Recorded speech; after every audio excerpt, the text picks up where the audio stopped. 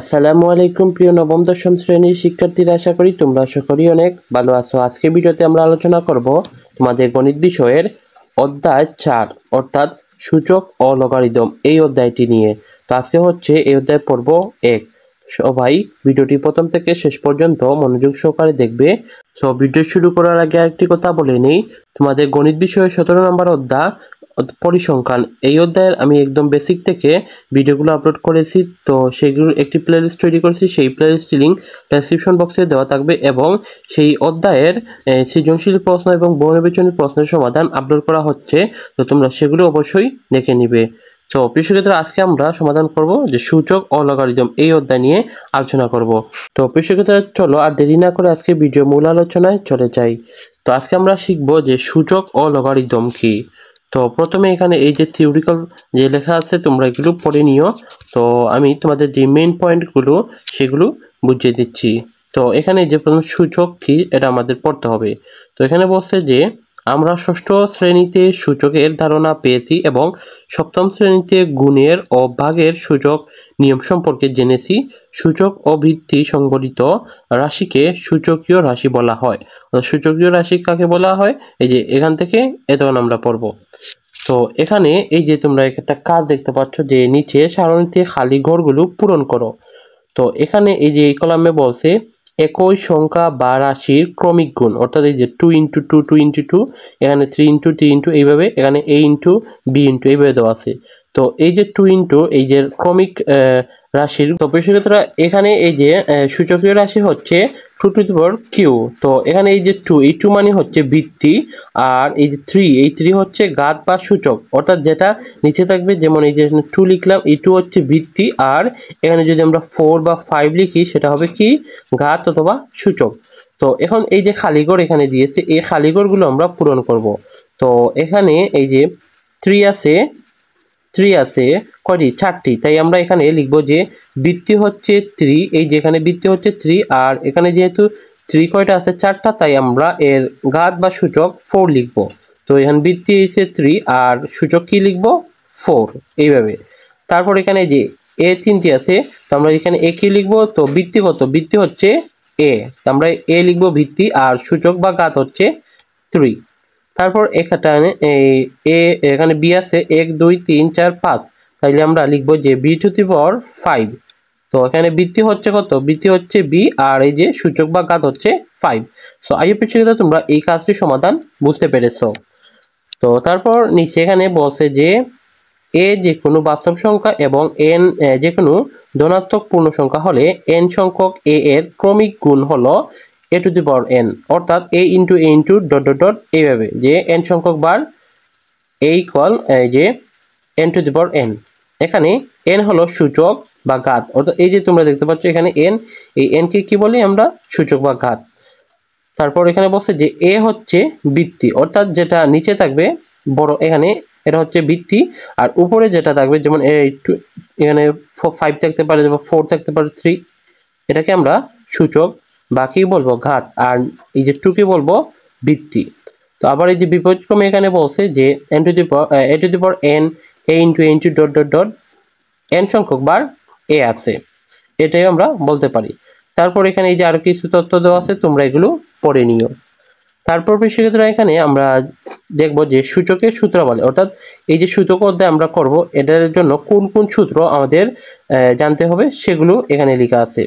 তো এখানে এই যে বলছে যে মনে ধরি এ বিলং আর বাস্তব সংখ্যার সেট, আমরা জানি যে এটাকে বিলং টু বলে। তারপর এখানে এবং M comma N belong N স্বাভাবিক সংখ্যার সেট, এই যে এন কে স্বাভাবিক সংখ্যার সেট বলা হয়।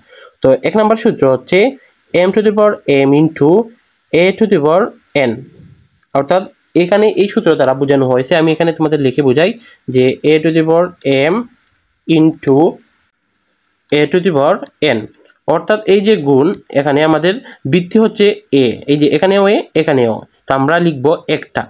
আর এই যে এখানে পাওয়ার কত বা ঘাত, পাওয়ার বলতে পারি বা ঘাত বা সূচক, এখানে এম এখানে এন। তো আমরা এভাবে কি লিখবো যে এম প্লাস এন, এই এন প্লাস এন কি কেন লিখলাম, এটা হচ্ছে সূত্র, এই যে এটা যদি এম প্লাস এন, অর্থাৎ এই যে গুণের সময় এই যে পাওয়ারগুলো বা সূচকগুলো ঘাত এম এবং এন এটা যোগ হবে, এটা মনে রাখবে যে গুণের সময় পাওয়ার কি হয়, যোগ হয়। তারপরে যে 2 নম্বর সূত্র হচ্ছে ভাগ, অর্থাৎ এই যে এখানে ভিত্তি হচ্ছে এ আর পাওয়ার হচ্ছে এম, এখানে এন, তাহলে কি হবে ভাগের সময়, এটা কিন্তু ভাগের সময় কি হবে মাইনাস এই যে M to the power M minus N. তাহলে তোমরা একটা কথা, এই দুইটা কথা মনে রাখবে, গুণের সময় পাওয়ারগুলো যোগ হবে আর ভাগের সময় পাওয়ারগুলো কি হবে, বিয়োগ হবে, এই দুইটা মনে রাখবে। অথবা এটাকে এভাবে লিখতে পার যে 1/n two the power n minus m। তো বিষয়টা আগে তোমরা বুঝতে পেরেছো, এবং এই যে সূত্র দুইটা, এই সূত্রটা তোমরা কিন্তু মাস্ট বি এই অধ্যায়ে লাগবে, প্রতিটা অঙ্ক ম্যাথ করতে হলে এই দুইটা সূত্র লাগবে। তো বিষয়টা তারপর আমরা দেখি এখানে সূত্র নাম্বার 3 এখানে দিয়েছে এই যে গুণফলের ঘাত, যেমন এখানে এ বি তারপর whole to the power N equal. তো এখন এই যে এটা কিভাবে হবে, যে এটা আমরা এইভাবে লিখতে পারি যে এই এন দিয়ে এ কে গুণ করব, এন দিয়ে বি কে গুণ করবো, অর্থাৎ A to the power N into B to the power N, এইভাবে। তো এখানে যে লক্ষ্য করি বলছে যে 5 into 2 whole to the power 3 বা কিউ। তো এটাকে আমরা এই যে 2 দিয়ে 5 গুণ করবো, যে 5 ইন্টু 2, তা 5 ইন্টু 2 কয়বার হবে, 3বার, যেহেতু এখানে এই যে তার ঘাত 3বার আছে, তাই আমরা এই যে 3বার লেখা হয়েছে। তো এটা সূত্র হচ্ছে যে এ কিউ ইকুয়াল এ ইন্টু এ ইন্টু এ ইন্টু, তারপর এ ইকুয়াল 5 ইন্টু 2, এইভাবে। তো বিষয়টা এখন এই যে তোমরা দেখতে পাচ্ছ এখানে যে আমরা 5 3বার লিখবো, 2 3বার লিখবো। তো 5 3বারকে আমরা এইভাবে লিখতে পারি সূচক আকারে যে 5q ইন্টু 2q, অর্থাৎ যেহেতু 3টা আছে তাই আমরা কিউ লিখবো। তারপর এখানে এই যে সাধারণভাবে এভাবে লেখা যায় যে A B whole N A B, অর্থাৎ এই এন সংখ্যক বার আছে, তাহলে আমরা এ বি ইন্টু এভাবে আর কি চলতেই থাকবে, এভাবে তোমরা ডট ডট ডট দিয়ে দিবে। তো এখানে বলছে যে এন সংখ্যক এ বি এর ক্রমিক গুণ, অর্থাৎ এখানে চলতেই থাকবে। তো এইভাবে এখানে যে এগুলো আলাদা করব, বিগুলো আলাদা করব, তারপর A to the power N into B to the power N. এটা হচ্ছে 3 নম্বর সূত্র, এই যে এটা মনে রাখবে। 4 নম্বর সূত্র হচ্ছে ভাগফলের ঘাত। তো ভাগফলের ঘাত যদি যেমন এই যে A by B whole to the power N থাকে, তাহলে আমরা এবার লিখতে পারি এই এন দিয়ে এটাকে গুণ করবো, just A to the power N by B to the power N, অর্থাৎ বি নট ইকুয়াল 0। তো এখানে এই যে লক্ষ্য করো যে এখানে বলছে যে 5/2 whole to the power Q, এটাকে আমরা কীভাবে লিখবো, তো যেহেতু এখানে কিউ মানে কত 3বার, আমরা এটাকে 3বার লিখবো, এই যে 3বার লিখা আছে। তারপরে যে 2 আছে 3বার, তো আমরা বৃত্তি দিব 2 আর ঘাত দিব কত 3, এখানেও সেম, এই যে বৃত্তি 5 আর ঘাত দিব 3। তারপরে যে সাধারণভাবে A by B whole to the power N, এটাকে হচ্ছে এই যে এটার মতোই লিখতে পারি, যেহেতু এন মানি আমরা জানি ক্রমিক স্বাভাবিক সংখ্যা চলতেই থাকবে, তাইলে এই যে এভাবে ডট ডট ডট দিয়ে দিবে। তো আইওপি তো তোমরা 4 নম্বর সূত্রটিও বুঝতে পেরেছ।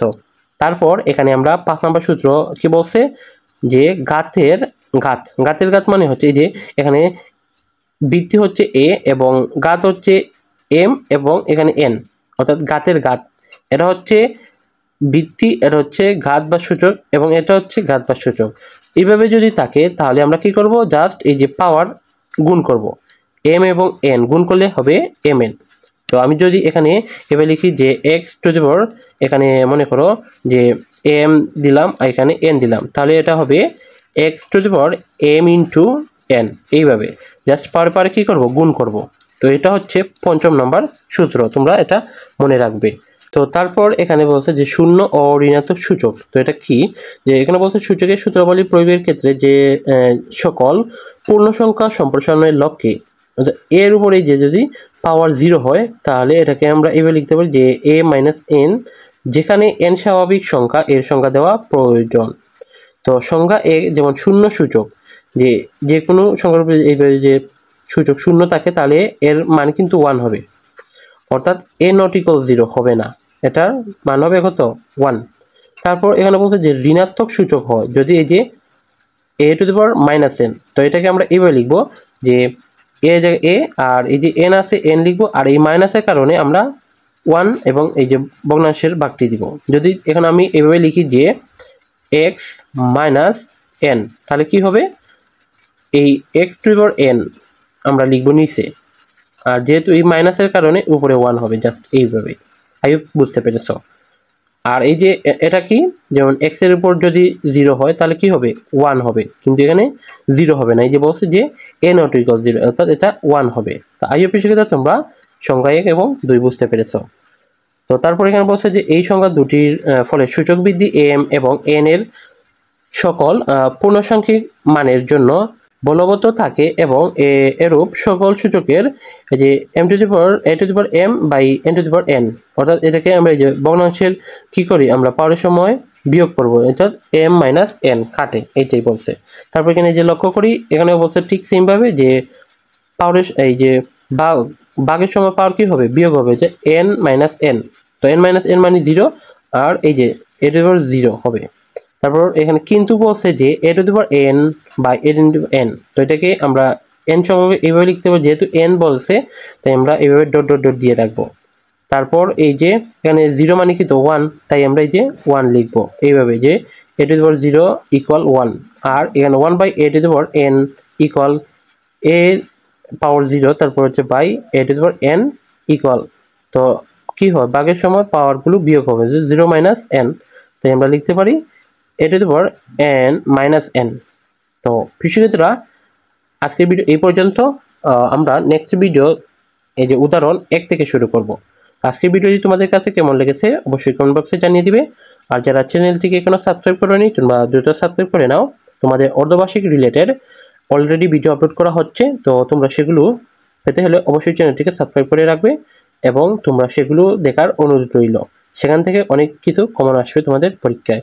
সো প্রিয় শিক্ষার্থীরা সবাইকে নেক্সট ভিডিও দেখার আমন্ত্রণ জানিয়ে আজকের ভিডিও এখানে শেষ করছি। আল্লাহ হাফেজ।